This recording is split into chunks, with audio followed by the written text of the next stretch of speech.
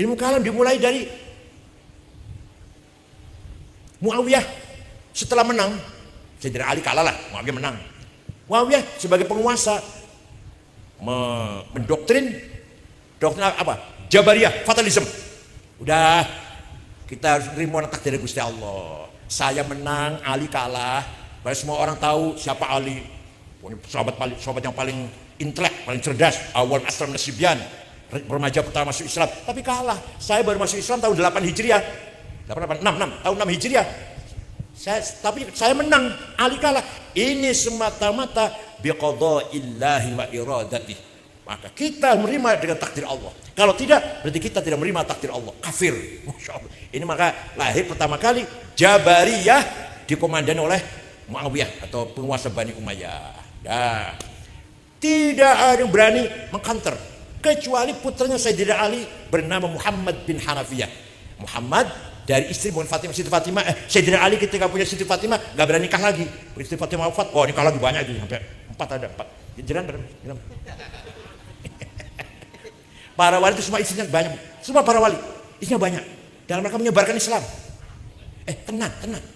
Sunan Gunung Jati itu kan istri pertama putrinya Raden Fatah, istri kedua Cina, istri ketiga dari Sunda. Makanya Sunda masuk Islam seperti itu karena jasanya turunan Sunan Gunung Jati yang istri dari Sunda. Cina ada Ontin, istri dari Cina namanya Ontin. Walhasil semua para wali istrinya banyak lah. Jangan pengen jadi wali harus banyak.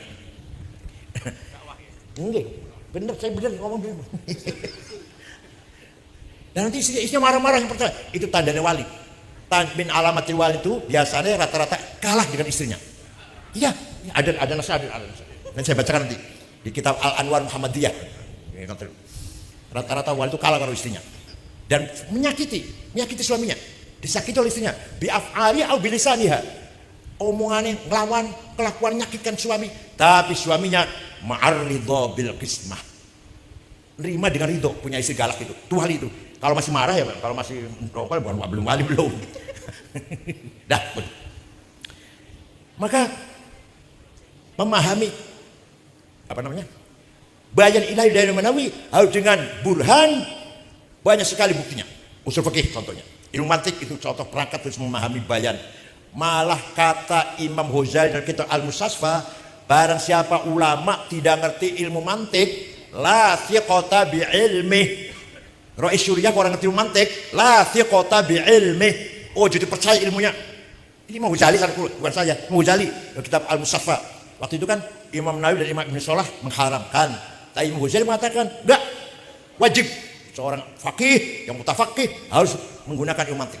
Itu kan metode supaya mencapai kebenaran dengan objektif. Dah, begitu pula ilmu kalam. Ilmu kalam dimulai dari Muawiyah Jabariyah, dikontrol Muhammad bin Hanafiyah. Af'al ibad min ibad. Perbuatan manusia dari manusia sendiri. Salah itu Muawiyah mengatakan semuanya dari Allah, bukan takdir Allah. Kezaliman Muawiyah dari Muawiyah sendiri, bukan takdir Allah. Segitu, sebatas itu. Punya murid namanya Ma'bad al-Juhani dan Ghailan ad-Dimashqi, membangun metode berfikir berdasarkan dawuhnya Muhammad Hanafiyah menjadi metode fikir namanya Al-Qadariyatil Ula. Ditambahi af'al ibad min ibad la qada wala qadar. Ini tambahan dari Ma'bad al-Juhani, bukan dari Muhammad Hanafiyah. Perbuatan manusia dari manusia sendiri, tidak ada itu qada qadar, kata mazhab Al-Qadariyah. Nanti akan dimodernisasi sedikit, diinovasi sedikit oleh Mu'tazilah. Mu'tazilah la qada wala qadar af'al ibad walakinallaha ya'lam. Jadi kalau mazhab Qadariyah, Allah itu baru tahu Jokowi jadi presiden ketika terpilih jadi presiden, baru tahu, oh Jokowi presiden menang ini. Loh, menang mana 2 periode? Baru tahu Allah itu. Kata Qadariyah. Tapi kalau kata Mu'tazilah, jadinya Pak Jokowi presiden usahanya sendiri, bukan karena takdir Allah. Hanya Allah tahu, hanya Allah tahu. Tahun sekian nanti presiden Indonesia Jokowi. Nah, ini saya takdirnya di Lampung kalah, tahu. Tapi kalahnya itu bukan karena takdir, bukan. Ya karena uangnya kurang, karena. Jadi tapi Allah tahu. Walakinallah. Kalau yang Ma'bad al-Juhani, wal amru unuf. Allah pun baru tahu setelah terjadi. Loh. Jadi tahunya cuma apa? An-nidhamul am. Tahunya cuma itu Allah itu. Api atau kertas mendekati api, ya kebakar. Tapi Allah nggak tahu kalau hari ini ada kebakaran, nggak tahu. Tahunya setelah kebakaran, tahunya. Hanya apa namanya, undang-undang umum lah, undang-undang umum saja. Api, kertas, kayu kering dekati api ya kebakar. Orang nggak makan ya mati. Tidak umum, saya umum. Tapi hari ini si Ahmad mati karena kehausan. Allah tahunya setelah terjadi. Itu namanya al-qadariyatul ula. Dah. Setelah itu kemudian lahir mazhab Syiah. Syiah tadinya sekedar partai politik. Atau Syiah tadi terminologi kelompok yang ikut Sayyidina Ali itu aja. Karena ada orang kan senangnya dengan saya, ada orang dekatnya dengan Gus Rosin, ada orang dekatnya dengan siapa gitu kan. Hanya kedekatan, sama-sama NU dari kedekatan.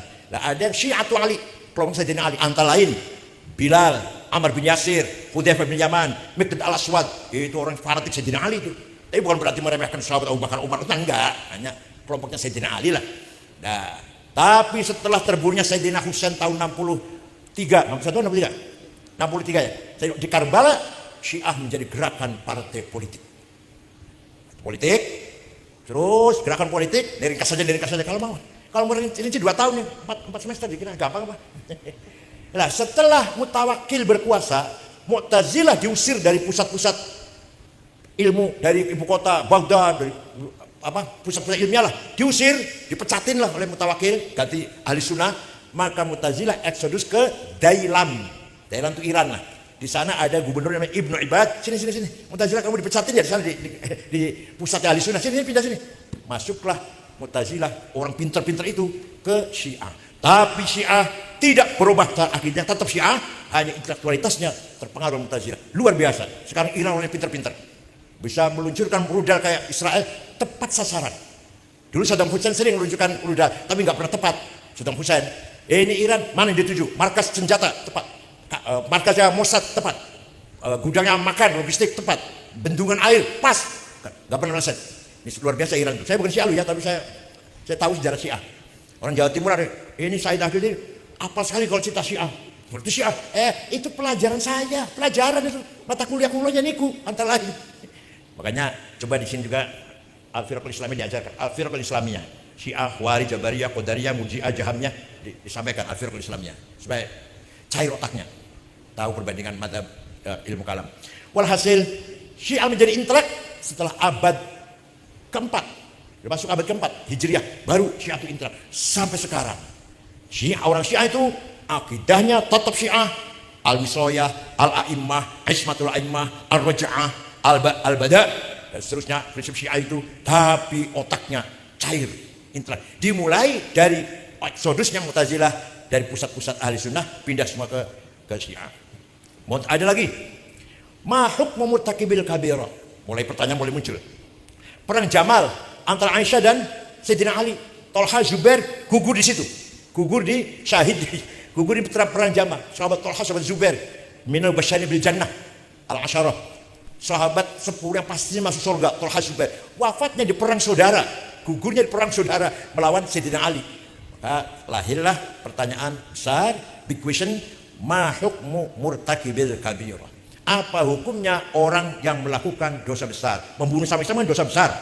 Khawarij mengatakan kafir, khalid finnar, orang dosa besar sekali kafir, keluar dari Islam, khalid finnar, itu Khawarij. Ada lagi yang Mu'tazilah agak baca di sini. Salah satunya ada yang salah, tapi siapa? Nah itu kita mau hukum katanya. Jadi perang Jamal itu salah satunya pasti ada yang salah dan pasti ada yang benar. Satu yang benar, satu yang salah. Siapa itu yang benar, yang salah? Enggak jawab Mu'tazilah. Asy'ari jawab, "Wama jarau baina syihabi naskutu." Apa yang terjadi antara sahabat kita diam. Wah, banci itu. Mada banci itu penakut. Masa mengaji saja enggak berani. Walhasil dari mahuk murtakibil kabirah lahirlah beberapa madhab. Mu'tazilah perilaku manusia dari manusia. Ada Murji'ah. Murji'ah mengatakan orang asal beriman la dharara ma'asiyah, la yadurul ma'asiyah. Orang asal beriman maksiat sabendino la yang kusul iman, imannya enggak berkurang. Asal orang itu masih kafir walaupun kelakuannya baik, enggak ada manfaatnya.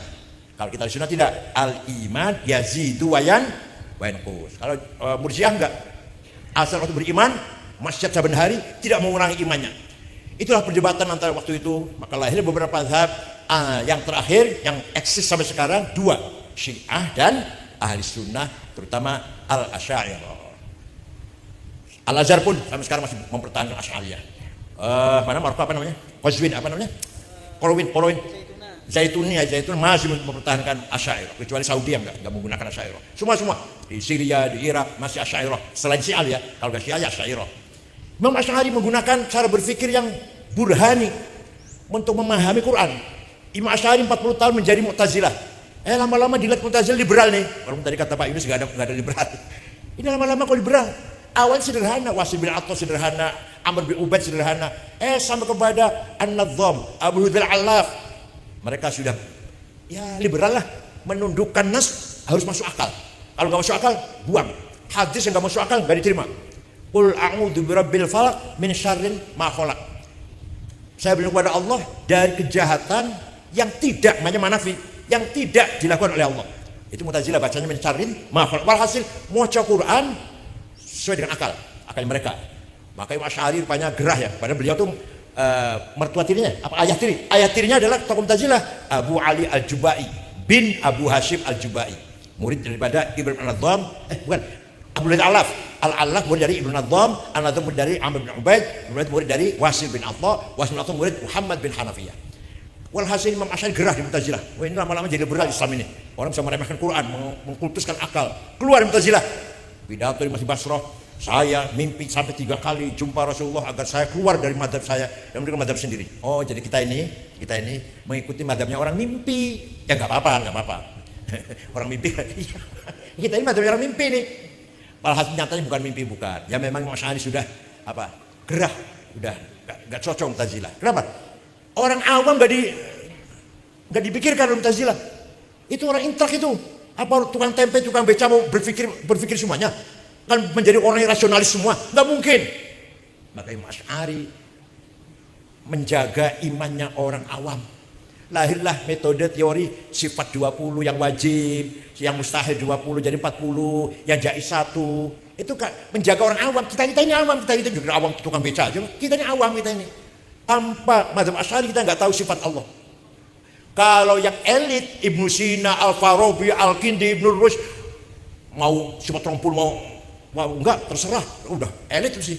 Kita ini kalau nggak dikasih tahu Allah yang sifatnya wajib 20, yang mesti 20 aja tahu enggak kita? Enggak. Bahkan Imam Asy'ari yang luar biasa mengatakan sifat nomor 1 sifat wujud. Masya Allah. Di Quran tidak ada innallaha wujud, tidak ada. Sami basir wonten, alim wonten, bikulisan alim, qadir kata. Tapi innallaha wujud, tidak ada itu. Imam Asy'ari berani mengatakan sifat Allah pertama justru sifat wujud. Karena menurut beliau kita ini sebenarnya tidak ada, tapi kita ini diadakan oleh yang ada. Yang ada sebelum lafal ada itu ada, sudah ada.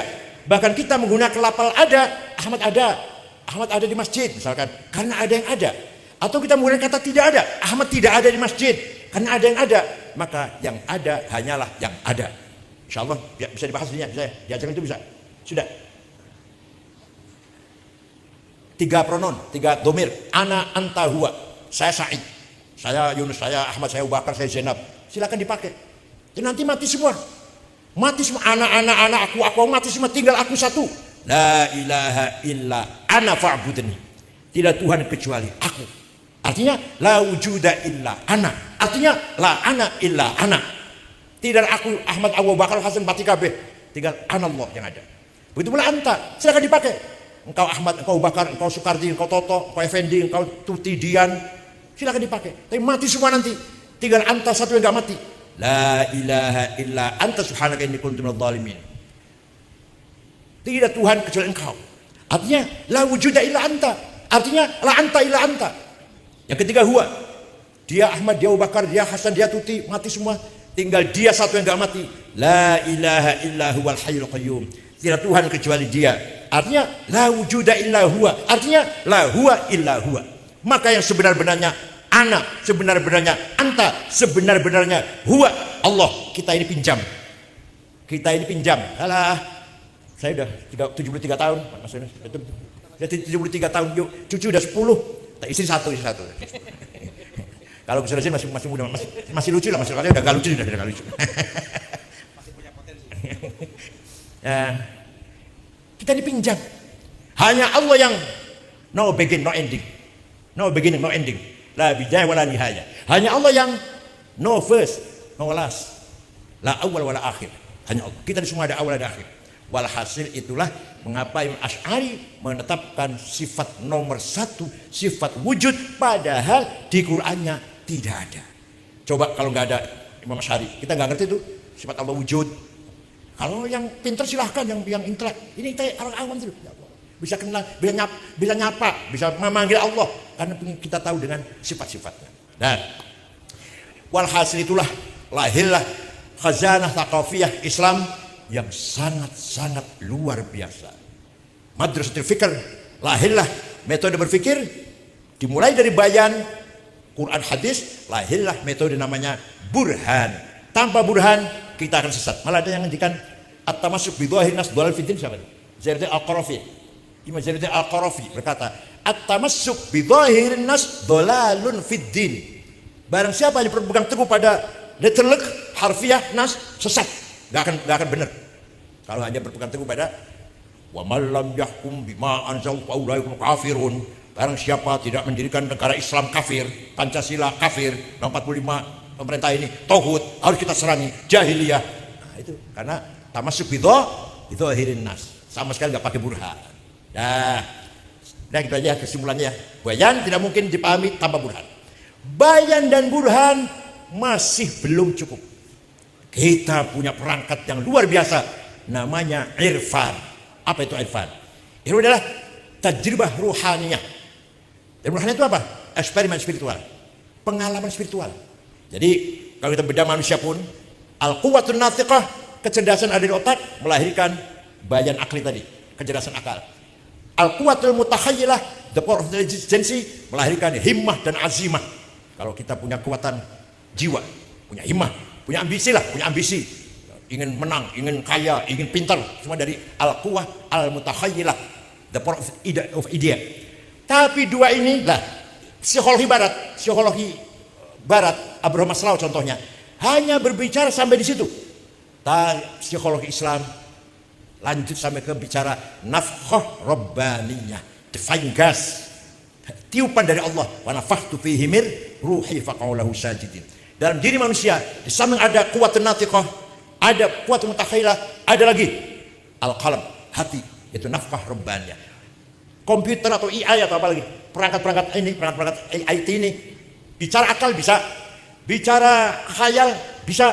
Malah di Cina ada membangun jalan tol pakai robot tanpa orang, di Cina ini sudah bisa.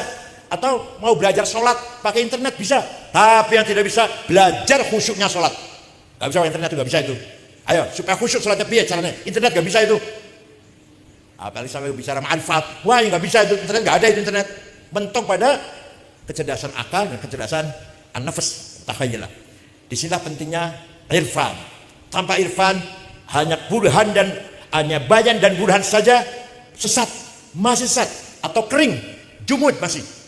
Betapa luasnya kalau kita masuk ke dalam wilayah mantikatul irfan. Luar biasa. Hati pertama ada bagian namanya paling pendek, paling dekat namanya basirah. The eye of heart.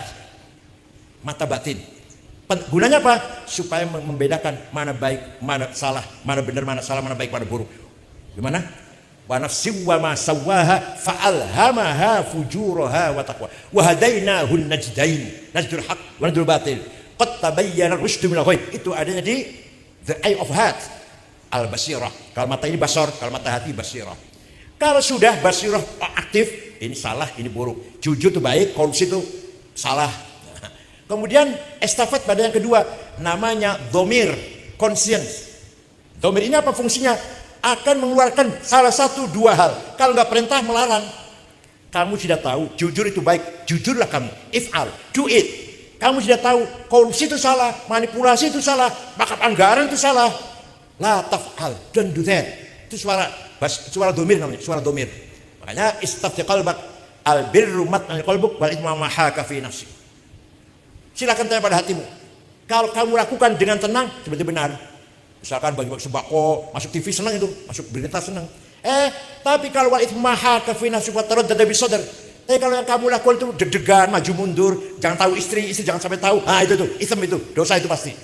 Apalagi masuk medsos, apalagi ketahuan tetangga jangan sampai, ketahuan anak jangan sampai. Wal itsma haka fi nafsi. Itu artinya ada basir, ada domir. Domir ada 3 grade. Pertama domir istima'i. Domir masih sebatas lingkungan. Kalau lagi di kajen, koyoyoyo, sholat Jumat jam 10 berangkat, di depan sendiri, stop awal. Kalau udah ke Jakarta, wallahu alam. Itu domir istima'i. Yang gak punya domir gimana? Masih di kajen udah kurang ajar, gak punya domir itu namanya. Kalau ini masih punya, kalau di kajen, koyoyoyo, udah ke Bangkok atau ke Monte Carlo atau ke Monaco, wallahu alam, itulah kira-kira. Nah, itu kalau di Pati khusyuk, kalau di luar Pati nggak tahu ngapain. Orang masih punya domir, tapi domir istima'i. Yang kedua, domir qanuni, legal formal. Ada SK ngajar, nggak ada SK enggak. Ada amplop ceramah, nggak ada amplop enggak. Ngapain? Ada sama amplop ceramah. Ada SK gaji, honor, salari, saya ngajar, nggak ada enggak. Masih baik daripada amplop diterima, ceramah enggak. Ini biasanya yang dawir-dawir biasa itu ya. Amplop terus ceramah sih enggak. Yang dawir-dawir itulah. Salari diterima, ngajar tidak atau malas ngajarnya. Jadi orang yang kalau saya ada SK, ada gaji jelas, saya ngajar. Itu baik, itu baik. Tapi itu namanya domir qanuni, legal, domir legal. Yang ketiga, yang depan baik, domir dini. Saya melakukan ini karena panggilan agama, bukan karena lingkungan, bukan ada legal formal. Saya lakukan ini, saya ngajarlah, saya ngajar, terpanggil. Memang saya harus ngajar, menyampaikan ilmu. Ada gaji atau nggak ada gaji, ada apa? Ada SK atau nggak ada SK, memang kewajiban saya. Itu namanya domir dini. Setelah domir aktif, akan estafet pada hakim yang punya vonis, akan memutuskan, menjatuhkan vonis, kamu salah atau kamu benar. Namanya fuad, deeper of heart. Fuad ini tidak bisa bohong, bukan gak mau bohong. Bohong itu gak bisa, disuruh bohong itu gak bisa. Maka dzabal fuadu ma ra'a. Yang bisa bohong cangkem. Demi Allah saya gak korupsi. Ya korupsi. Demi Allah saya gak tahu apa-apa. Tahu. Sumpah saya gak terlibat. Sumpah saya dapatnya sedikit, banyak. Siapa yang anu ini? Saya. Diriwatin saya. Itu suara fuad. Maka dzabal fuadu ma ra'a. Nanti di akhirat yang akan mengadili kita semua itu bukan satu bisa malaikat dulu. Ayo mahkamah gitu satu, ayo maka hakim duduk malaikat. Enggak. Berapa juta tahun nanti?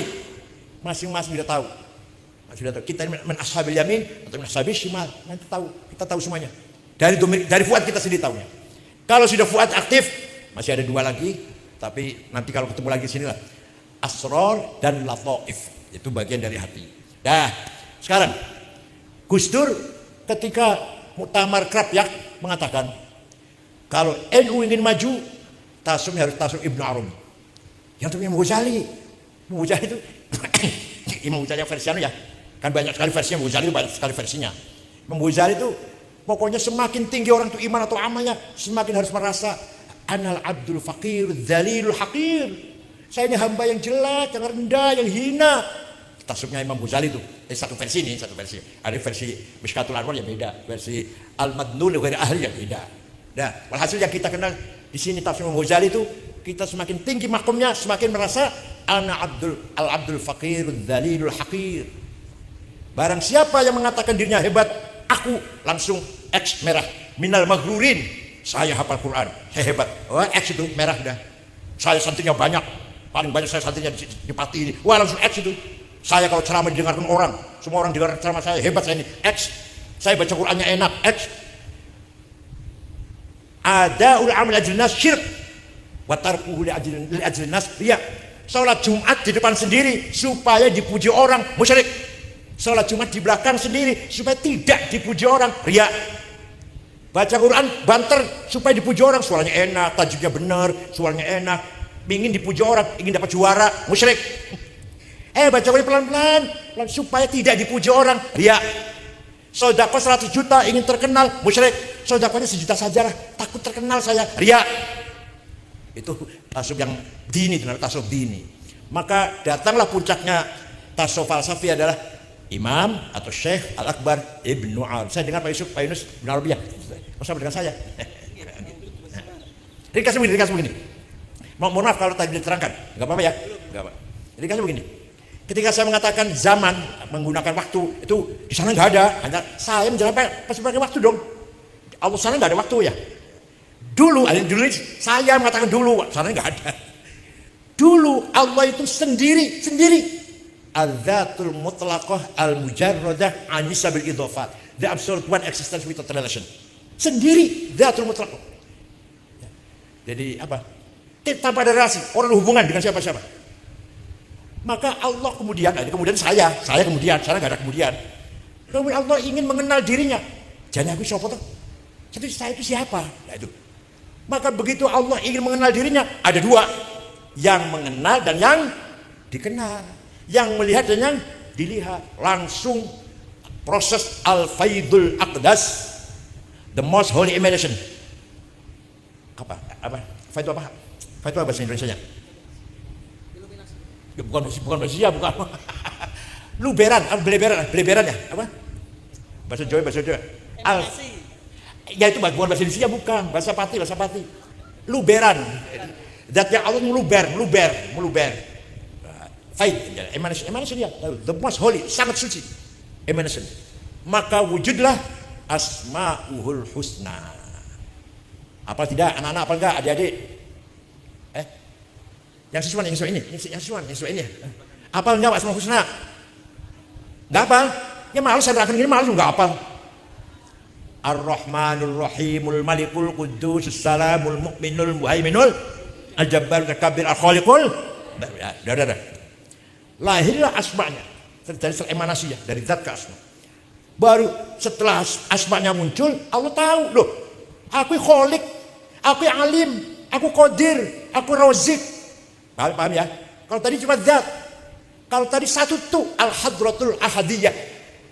Allahnya zat yang gak punya relasi siapa-siapa. Ketika Allah ingin tahu dikenal dirinya, langsung ada dua. Yang mengenal dan yang dikenal. Lahir langsung husna. Oh tiba-tiba aku Rahman, tiba-tiba aku Rahim, Khaliq, Razik dan seterusnya. Setelah ada asma husna, maka asma husna yang pasti punya relasi. Tidak sekali-kali Khaliq, ya pasti ada makhluk. Ya paham nggak? Yang ada paham nggak? Tidak sekali-kali namanya alim, ya pasti ada maklum. Saya ini Qadir pasti ada Makdur. Saya ini Razik, yang berizki pasti ada Marzuk. Masalah ada objeknya pasti. Itu relasinya, ya, nisbatnya, alakohnya. Maka yang punya alakoh dengan kita ini asma'nya, bukan zatnya. Yang kita berdoa itu minta rezeki, minta pangkat, itu relasi hubungan dengan asma'nya itu, bukan dengan zatnya, bukan. Paham tidak? Kalau kamu adik-adik lagi doa, minta pinter, minta sukses, minta lulus, itu hubungannya dengan Asma'uhul Husna, bukan zatnya. Zat gak punya hubungan apa-apa. Tanpa hubungan. Al-Mujarradah Al-Nisim Idhofah. Lah, asma'nya ini namanya Al-Hadratul Wahidiyah.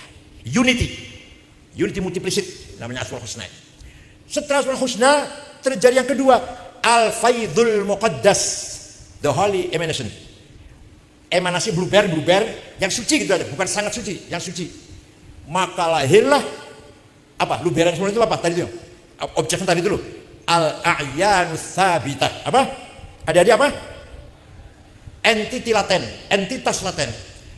Bahasa Jawa apa? Bahasa Jawa apa? Ain itu celengger. Kahanan itu masih laten, belum kelihatan, masih laten. Kahanan.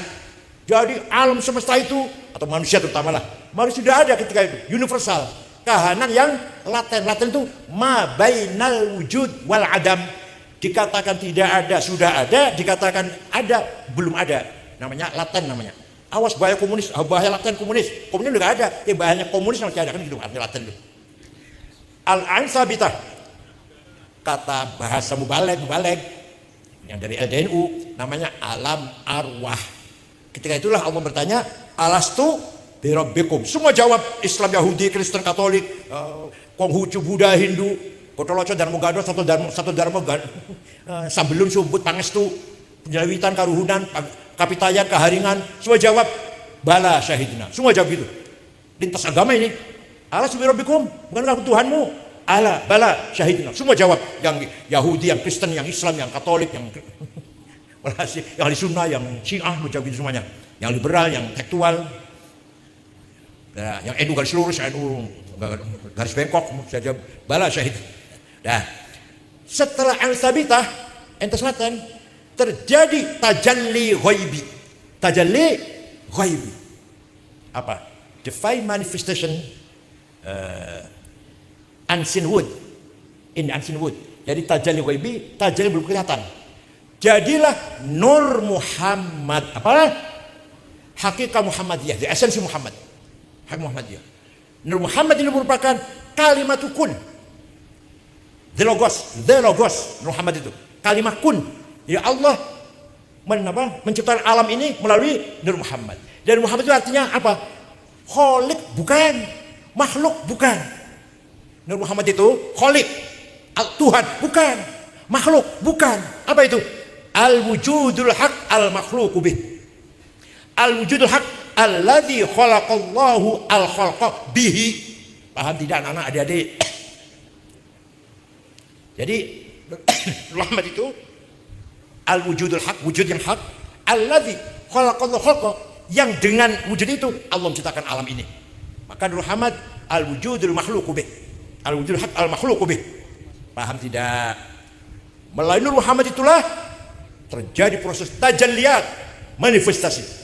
Ini tajalli syuhudi, ini tajalli divine manifestation sinwood. Kita bisa lihat. Jadi kita melihat alam semesta ini namanya tajalli syuhudi. Semua yang ada ini merupakan manifestasi Allah melalui asma'nya. Maka asma'nya Allah supaya tidak vakum harus ada relasi, harus tajallinya. Orang yang namanya orang cantik bukan hanya yang kutilang kuning tinggi langsing, bukan. Yang ireng, pendek, gembrot juga sempurna. Ciptaannya Allah, tajallinya Allah. Yang namanya orang sempurna bukan hanya Abu Bakar, Abu Jahal pun sempurna. Tajallinya asma Allah, Abdal. Yang namanya sempurna bukan hanya orang kaya, lihat orang miskin yang hina juga. Tajallinya Allah, Al-Mudhil, Al-Khafid. Paham tidak? Yang namanya hebat bukan hanya Gus Dur, bukan hanya Mbah Sahal, itu tajallinya Al-Latif, Al-Karim. Coba kalau nggak ada Lenin, Stalin, Brezhnev, siapa lagi? Hitler, Vietnam siapa? Pol Pot. Itu tajallinya Allah, tajalli takaburnya Allah, mutakabbirnya Allah, jabarnya Allah, qaharnya Allah. Begitu pula Mbah Sahal, Gus Dur, tajalli latifnya Allah, karimnya Allah. Paham boten? Arwana, burung merak, tajalli indahnya Allah. Cacing, kecoak, tajalli khafidnya Allah, mudhilnya Allah. Paham? Jadi semua harus ada. Musa tidak akan sempurna kalau nggak ada Fir'aun. Ibrahim tidak sempurna kalau nggak ada Namrud. Nabi Muhammad nggak akan kelihatan sempurna kalau nggak ada Abu Jahal, Abu Lahab. Itulah. Nggak usah alam deh. Dalam diri kita saja, diri kita ini. Bar sholat subuh, sabar, eling. Bar sholat subuh, eling, sabar, nerimo. Jam 10, tukaran, misu-misu, sombong. Itu. Berarti lagi pagi tadi tajalli latifnya Allah. Bosan jam 10 tajalli kibriyanya Allah, mutakabirnya Allah, jabarnya Allah. Itu hanya tajalli loh, manifestasi, penampilan. Hakikatnya karomnya Allah seperti apa, hakikatnya jabarnya Allah seperti apa. La bidayah wala nihayah. No begin, no end. Gak ada awal, gak ada akhir. Jabarnya Allah, karomnya Allah, latifnya Allah, rahmatnya Allah, mutakabirnya Allah, aziznya Allah. La awal wala akhir. Nah, kita manifestasi. Jadi kalau istri lagi galak, oh ini lagi tajalli koharnya Allah itu loh. Kalau punya istri galak, lagi sewet, oh tajalli takaburnya Allah. Kalau dia mesra, oh tajalli latifnya Allah. Itu gitu aja. Walhasil semua tajalli Allah. Dalam diri kita, apa tadi saya katakan, dalam diri kita tuh kadang sabar, kadang rimo, gebetan, kadang jengkel, marah-marah, kadang loman, kadang pelit. Diri kita dulu semua adalah tajalli min tajalliyati asma'illah. Paham boten? Kesimpulannya wujud hanya satu, wujudnya Allah. Yang banyak ini tajalliyat, penampilan, manifestasi dari wujud yang mutlak itu. Wujud hanya satu. Yang banyak ini maujudat, yang diwujudkan. Wujud hanya satu, yang banyak ini apa? Maujudat, yang diwujudkan. Angka hanya satu. Kalau ada 2, 3, 4, 10, 20 yang dihitung. Ma'dud. Adat cuma satu. Kalau ma'dudnya banyak, tapi satu. Adadnya satu. Walhasil, kesimpulannya. Laisa fil imkan abda'a mimma kan. Di dunia ini sudah sempurna, sudah. Tidak ada yang lebih sempurna daripada yang kita lihat ini. Dah, paling sempurna dah. Semua tajallinya Allah. Sudah sempurnanya begitu, sempurnanya. Tidak mungkin jadi Abu Bakar semua. Tidak mungkin jadi Umar, Utsman, Ali semua. Harus ada Abu Jahal, Abu Lahab. Paham betul? Semuanya adalah min tajalliyati asma illahil husna. Asma illah faid dari zatullahil mujarradah haitsu bidzat. Tadi dari Singapura. Disamain jurusan sama tulisannya sama Ibnu Arabi. Itulah, maka kalau kita ikut tasawuf Ibnu Arabi seperti ini, kita di dalam diri kita ada unsur nafkhah rabbaniyah. Maka la khaufun alaina wala alaina nahzan wala nahzan. La khaufun alaihim wala hum yahzanun. Orang yang merasa di dalam diri kita ada nafkhah rabbaniyah, ngapain takut? Kenapa takut? Dalam diri kita ada nafkhah rabbaniyah. Kenapa takut? Kenapa sedih? Kenapa minder? Paham tidak? Namanya tasawuf, apa namanya? Reflektif ya. Tasawuf reflektif filosofi. Jadi kalau tanya Imam Ghazali, kita ini hamba yang hina, dina, dalu hakir, fakir, melarat. Tapi Ibnu Arabi enggak sadar dalam diri kita ada nafkhah rabbaniyah. Kenapa kita sedih? Kenapa kita takut? Kenapa kita minder? Berani. Dalam diri kita ada nafkhah rabbaniyah. Paham betul? Itu menjadi kata Gus Dur. Kalau ilmu maju, tasawuf ganti tasawuf Ibnu Arabi. Segera itu, inilah salah satu metode namanya irfan. Bayan saja jumud, maka radikal, bisa jadi teroris. Burhan saja liberal, bisa ateis. Bayan burhan menjadi satu. Tapi jangan lupa, bayan nomor satu, burhan fi khidmatil bayan. Bayan burhan saja masih belum, harus diperkuat dengan irfan. Waliya'lamal ladzina utul ilma annahu haqqun mir rabbika fayu'minu bih. Berilmu, beriman, fatukhbitalahu qulubuhum, kemudian hatinya khusyuk, hatinya bersih, hatinya padam, bersih, ikhbat. Segera itu aja, mudah-mudahan ada manfaatnya. Syukran wa dumtum fil khair barakati wan najah. Yahta'ali qulubikum jami'an. Yassir umurakum insyaallah. Ayyuhat talabah, mahad ali. Allah taqulubakum. Yassir umurakum. Afiqul ma fi salah wal khair wan najah wal fawz wal barakah fid dunya wal akhirah. Wassalamu alaikum warahmatullahi wabarakatuh.